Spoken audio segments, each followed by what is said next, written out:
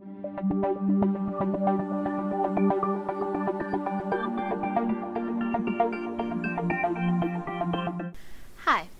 today's lesson is module number 8, which is on correcting sentence fragments. I want to focus on correcting fragments because the fragment, which is also known as a dependent clause, is one of the more common as well as one of the more costly grammatical mistakes that students can make in their formal academic writing, especially in composition courses. So in today's lesson on sentence fragments, I want to focus on how to identify those fragments in your writing as well as be able to correct those fragments in your writing, because you can combine a fragment, which is a dependent clause, to an independent clause and have a complete sentence without causing any grammatical error. So again, I want to focus on correcting your sentence fragments because just like the run-on, the fragment is one of our most common mistakes in academic writing. So before we figure out what a fragment is, let's focus on what an actual sentence is. Now in the previous module, I went over the elements of a sentence. However, I want to make sure we understand what a complete sentence actually is. So a sentence is a group of words that has a subject, it has a verb, and it expresses a complete thought. So there are three components of a good sentence or a complete sentence: a subject, verb, complete thought.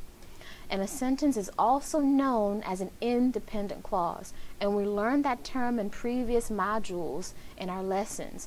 An independent clause simply means that it can stand alone, it makes sense, and it does have a subject, verb, and a complete thought.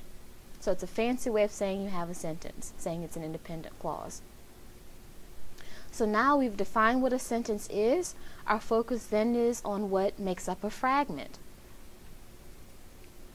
So a fragment is a group of words that looks similar to a sentence, but it's missing a subject of the sentence, it's missing a verb of the sentence, and it does not express a complete thought. And like I stated before, it is a piece of a sentence, which means it's dependent upon something else to make it complete. So a fragment is also known as a dependent clause, and a dependent clause can begin with a dependent word that we learned in the previous module, or it can begin with a preposition word that we learned in the previous module. So we have different types of dependent clauses. Now there are 5 trouble spots that might signal sentence fragments in your academic writing. We're going to learn to identify those trouble spots as well as to be able to correct those trouble spots with fragments.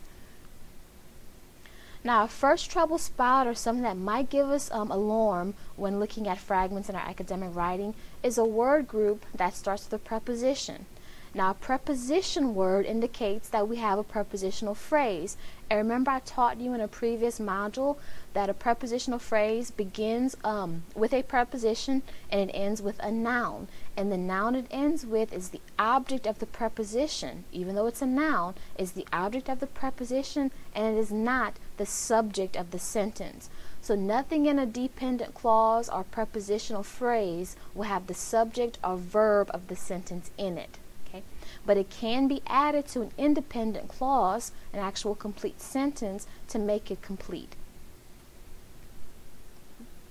Now I have my example trouble spot with a fragment that begins with one of our preposition words, and I have it at the top of your screen. It is hard to find time to study, period, with all of my other work. Now it is hard to find time to study. That's my independent clause. It is my subject, is my verb. It is hard to find time to study is a complete thought, so I know I have an independent clause there. Now after the period, I have my prepositional phrase or my dependent clause. With all of my other work, see, I have no complete thought there. I have no subject of the sentence and I have no verb. So with all of my other work, that's my fragment. So I know I have an issue here. I need to correct it. Okay? So let's look at the bottom of your screen, the bottom part of the slide there. We have 2 different ways we can correct this sentence fragment that we already discussed at the top of our screen. The first way is, it is hard to find time to study with all of my other work. Take out the period after study, lowercase the W in with, and remember we learned in run-ons, with all of my other work is my dependent clause. It comes after my independent clause. It is hard to find time to study. So I need no comma before with all of my other work, which is my dependent clause. Okay, so no commas needed if the dependent clause comes after the independent clause. Now we have a second way we can correct this sentence if we want to reverse the order of the clauses. With all of my other work, now we're going to put my dependent clause in the first part of the sentence. It introduces my independent clause. It is hard to find time to study. Now I need a comma after my dependent clause. And again, we learned this in module number 7 when we talked about run-ons. Now when you have the dependent clause that comes before the independent clause, I need a comma after my dependent clause to make this sentence correct and complete. Now again, I have to stress this right now, that I know this might seem a little bit difficult for you to understand, and that's okay.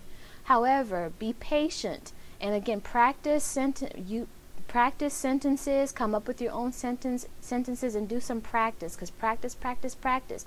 Only with practice can you become better in your writing and eliminate these problems in your academic writing. Now our second trouble spot or problem we might have with fragments is when we have a word group that starts with a dependent word. And I gave you several dependent words in a previous module, so please make reference to that. And a dependent word indicates that there is a dependent clause which when alone is considered a fragment. So again, fragments have no subject or verb of the sentence, and it's not a complete thought by itself.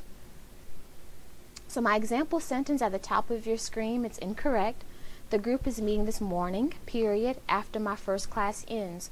Of these two phrases, after my first class ends is my fragment. And we're going to correct it just as we did in the first example that I just went over with you. So after my first class ends is my dependent clause. The phrase begins with my dependent word after. So I know I have a dependent clause there. And the group is meeting this morning is my independent clause. Now there are again two ways to correct this sentence. The first way is by keeping the dependent clause after the independent clause. The group is meeting this morning after my first class ends. Now the dependent clause after my first class ends comes after my independent clause. The group is meeting this morning. Therefore, I do not need a comma before after my first class ends. There's no punctuation between those two clauses to make it correct. Or I can correct it by reversing the order of the clauses. After my first class ends, that's my dependent clause. It introduces my independent clause. The group is meeting this morning. So because my dependent clause comes before my independent clause, I must have a comma after my dependent clause. So same as your first example we just went over a few minutes ago. Now my third trouble spot or third problem with fragments can occur when I have a word group that starts with the word to and a verb. And to plus a verb is known as an infinitive. Okay? And I have a couple examples for you there to understand, to hear, to see, to watch, etc. So whenever you have the word to plus a verb, we do know we have an infinitive, and that might cause some problems in our writing as far as fragments are concerned. So let's look at our example we have here. I have an incorrect sentence at the top of your screen. I asked the professor for help is one complete thought. Asked is our verb, I is our subject. Then I have a whole new phrase, which is my dependent clause, to understand the difficult concept. It makes no sense by itself. It has no subject, no verb of the sentence. It's not a complete thought. So I know to understand the difficult concept is my fragment, okay, because it doesn't make sense by itself. And again, and by the way, to is one of our prepositions, so we know we have a prepositional phrase also to understand the difficult concept. So there are two ways, just like our first two examples, to actually correct this sentence. We can keep the dependent clause at the end of the sentence, no punctuation. So I asked the professor for help to understand the difficult concept. No punctuation is needed because the sentence fragment comes after my independent clause. Now, however, if I want to rearrange the positions of my clauses, I need a comma. So if I want to put my dependent clause first, I need a comma after it that introduces my independent clause. So I have to understand the difficult concept, comma. I asked the professor for help, okay? And that would be correct, and just like our other two examples before. Now our fourth trouble spot when correcting and identifying fragments can occur when we have a word group that starts with an ing verb form. And I have an example at the top of your screen, an incorrect sentence. People at my company gossip. That's my independent clause. I have a subject people, I have a verb gossip, I have a complete thought, people at my company gossip. Makes sense by itself, subject, verb, complete thought. Now after the period, I have one of my ing verbs beginning the next phrase, making everyone nervous. What makes everyone nervous? Who makes everyone nervous? There's no complete thought here, so I have a fragment. I have no subject, I have no verb of the sentence, therefore I have a dependent clause and I have a sentence fragment. Doesn't make sense by itself. But I can combine those two phrases together to form one complete correct sentence. So I can do it several ways, but I have two here for you to look at and review. The first way is, people at my company gossip. I can keep the making as my ing verb form, making everyone nervous, by simply adding a comma after gossip and keeping the ing verb form as it is. Or I can change my verb form and use one of my relative pronouns which. I can put people at my company gossip, comma, which makes everyone nervous. And that makes a little bit better, a little bit more sense here, to change my verb from making to makes, but I know automatically I have to use one of my pronouns, which, in this case, and I need to add a comma before the pronoun which to make this sentence correct. Then our fifth and final problem that may occur when we have fragments is when we have a word group that starts with an example or explanation of something mentioned in the previous sentence. Now I have my example incorrect sentence at the top of your screen to go over with you. Employees need to know of all exits from the building.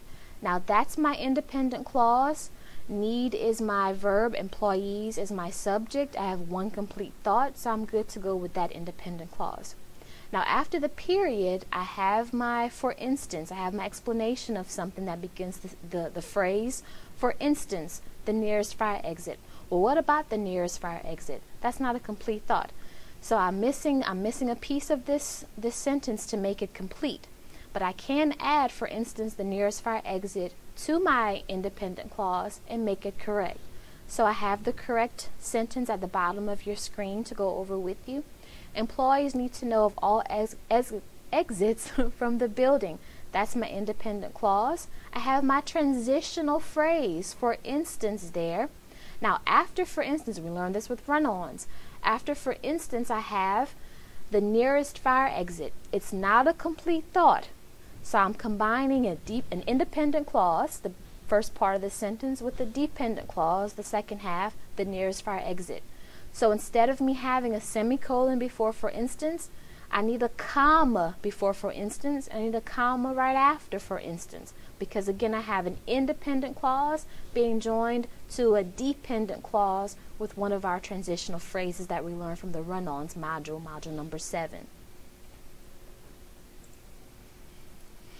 Now as you can see, like run-ons, fragments are a little bit tricky. It's one of our more costly and one of our more common grammatical mistakes in college composition courses.